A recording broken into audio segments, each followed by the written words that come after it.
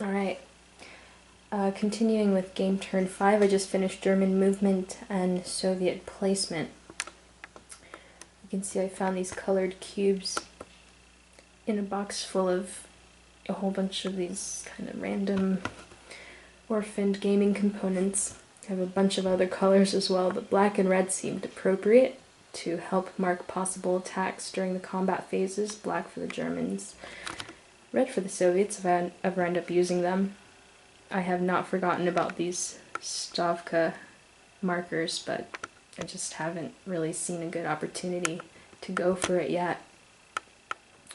Attacks up and down this line, a couple of potential attacks against these elite Soviet mechanized armies in white, a couple of attacks targeting untried rifle armies, and then over here along the northern flank, continuing there, we've moved a couple of Romanian satellite armies onto the map and up toward the fortifications to help secure this gap between Mozhaisk and the northern flank. The Soviet players placed, well, they received double replacement points but no reinforcements this turn. They spent 2 elite points to place a full-strength shock army in Kalinin with the engineer army there stacked, and a couple of other rifle armies in Moscow preparing for some major damage in this area. And that's about it. So I'll go ahead and resolve combat and update you in a little bit. Here's a look at the board at the end of German combat. Over here, the defending Soviet rifle army was out of supply and eliminated after the attack. The German 365 infantry corps advanced. The other 2 units remained where they are. Here, the attack against the Soviet mechanized army was an attack stalled, even with the help of ground support aircraft providing them +6 combat strength. Tough battle since half of their units were across a river. This attack against the Soviet mechanized army in the forest was successful, however, at the cost of 1 step loss to this Panzer Grenadier 23rd Corps. Units advanced down here. 2 rifle armies were eliminated, this one down here being out of supply. All units advanced will enter Soviet combat and movement. We're in turn 6, the first week of August. The Germans are still at 5 victory points, but they've made quite a bit of progress on the map and will probably continue to do so here as we enter their combat phase. We chose a move-fight sequence. I've moved the units, and I've done the Soviet placement phase, and have also placed our battle cubes on the map, which are not formal declarations, but really just possible battles that we'll be conducting this turn. The Soviet player during the placement phase received a single point each for rifle and elite units. They placed those units in Moscow, so the white elite mechanized army is on its reduced strength side for the time being. We have a couple of mechanized German corps, Panzer Grenadier and Panzer Corps, making their way up to this forest, followed by this Italian Axis satellite army toward Kalinin, which is currently only occupied by a single engineer army.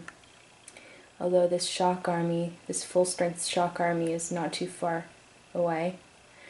The Soviet player last turn kind of disengaged throughout most of this area in the forest. Actually, this whole entire line, as much as they could. The Germans moved in here, hoping to break through Not looking so great. Maybe I really need to start focusing on protecting Moscow itself. They're hoping to close in on Kalinin. No, this is Kaluga as well, over here. So the Soviet player not looking so great unless they can manage to hold Tula. That would be great help. And hopefully, if not Kaluga also, less likely it would be that they can hold Kalinin. But at least 2 out of 3 of those towns, if possible. And then start focusing and moving their guys toward these fortifications outside of Moscow to start creating a solid defensive position there. It will be difficult for the Germans to cut supply lines to the capital, but it'll probably be more difficult for them to cut supply lines to Moscow than it would be for them to maintain their own supply lines all the way back to their single supply source head, which is down here. So we'll see how it goes. Jumping ahead to game turn 7, the second week of August. The Germans are at 5 victory points. The Soviet player will be receiving double replacement points this turn. What they desperately need, as you can see, there are not a lot of reinforcement units remaining on the turn track. A couple in game turn 18, which is quite a ways away. So we're relying mainly on replacement points as a Soviet player for the remainder of the game. Their dead piles at 10 rifle armies, 2 mechanized armies, 3 mechanized cavalry corps, 4 engineer armies, and a partridge in a pear tree. Not much has happened over here. Let's zoom out a little.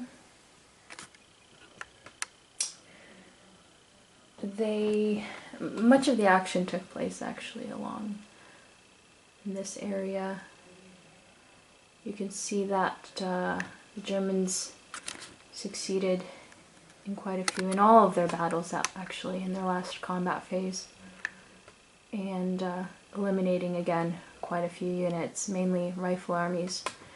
The Soviet player during their movement phase pulled back to these fortifications outside of Moscow, as well as positions along the river here in the forest, in a somewhat contiguous line. This reservoir, since weather conditions are dry, none of these reservoir hexes are passable. We still have single engineer army guarding Kalinin. We'll probably be placing units there during the replacement phase. There's a little bit of an opening here through the forest though, but that hinders movement quite a bit. Down here, again, placing a lot of these units in the fortifications, taking advantage of some forest and the river, that bend there. Not looking too good down here though. There's a single engineer army. He pulled back as far as he could but couldn't quite make it across the river.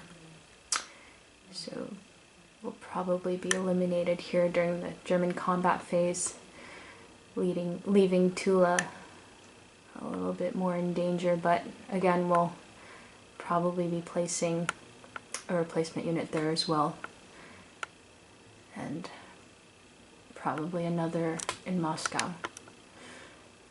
I didn't mention before, but Klin is still up here under Soviet control, but it's looking a little harder for the Germans to access that hex, at least at the moment. Okay, here's the board at the end of German movement and Soviet placement. We've placed our battle cubes as we entered the German combat phase, 4 of them, 4 possible attacks this turn. And I've also tentatively assigned our ground support aircraft marker to this battle here. These two attacks are going to be tough ones, both in the forests and across rivers. But we're trying to make our way toward clean and maybe start to surround these units on either side. Over here, we're going to hold off on these attacks. We want to try to avoid leaving our those units unsupplied. There's a possibility of that if we advance too far ahead. Over here, an attack against this Soviet elite unit with defense modifier of +2. However, that panzer unit with a combat strength of 6 is across the river from it. Over here we'll make this attack as well, and we'll go ahead and start with this one. Here's a look at the board at the end of the German turn. I'll probably do the Soviet player turn off camera, but just quickly scanning the board here. Nothing happened here. We had a possible attack with the 2-3 strength infantry corps, but that untried rifle army is in an intact fortification in the forest, and we're not really positioned very strongly there, and it's not a very important, it's not a decisive point. Over here, units making their way up toward Kalinin, which was reinforced with a rifle army. A couple of full-strength Soviet shock armies here, one ready, if need be, to enter clean. The attack was stalled over here, so those units are still across the river from each other. Here, however, they broke through across the river, making their way possibly to start cutting supply lines to clean for an attack, which is important because, again, if it's not unsupplied, DR results are AL1s. This untried Soviet rifle army, it's kind of by its lonesome over here. Probably wants to move over here into one of those fortified hexes, but it doesn't have quite the movement allowance to do so. It'll stay in the forest this turn.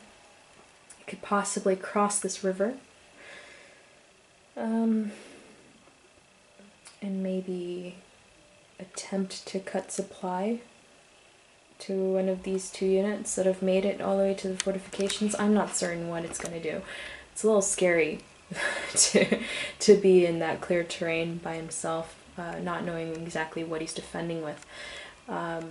Units have kind of encroached upon Kaluga, but not quite able to cut supply lines to that hex yet. They may switch focus down here and work their way up or do something else. These units are free for road movement during their next movement phase, granted these, provided these rifle armies don't cross the river. The river is very nice protection. They may actually spread out and take advantage of that river up and down, up to that bend. We'll see what they do. So that's where we stand. The Soviet dead pile. Yeah, we are adding to this quite a lot. 2, 4, 6, 8, 9 rifle armies, 2 elite armies, and we've got 3 cavalry corps and a 5th engineer army. And here we have at the end of turn 7, the Soviet movement phase landed them again, strengthening their defensive position. As predicted, we moved our units to take advantage of these rivers and some of these forests. Only a couple of units right outside of Moscow, but hopefully they can hold their ground while we shift focus in this area for the time being, with this huge group of panzer corps headed in that direction.